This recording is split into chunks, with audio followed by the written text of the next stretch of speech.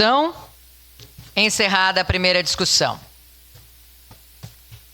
Em segunda discussão e votação, o projeto de resolução número 2/2024, contido no processo número 117/2024, de autoria coletiva, que altera dispositivos da resolução número 244/A, de 25 de novembro de 2014, que dispõe sobre o regimento interno da Câmara Municipal de Caxias do Sul. O relator é o vereador Rafael Bueno. Com a palavra, o relator. Eu peço a dispensa da leitura, presidente, por já ter sido feito na sessão anterior.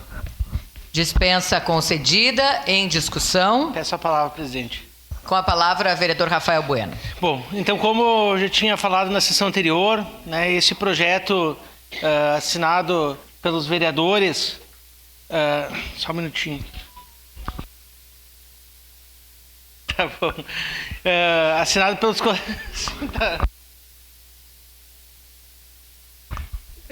assinado pelos colegas vereadores e vereadoras, né, para transformar a comissão, mudar a nomenclatura, na verdade, da comissão do idoso para a comissão da pessoa idosa.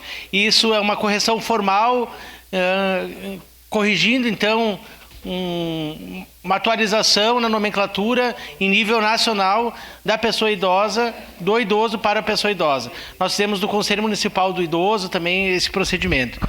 E hoje à tarde também nós faremos uma visita à comissão da pessoa idosa, porque vai ser aprovado esse projeto, no Recanto da Compaixão Frei Salvador. Os vereadores que compõem a comissão, para que a gente possa então ver o andamento das obras e também os primeiros, né, idosos e idosas que estão utilizando esse espaço. Então eu peço a aprovação dos colegas, né, para essa alteração da nomenclatura da comissão da pessoa idosa. Obrigado.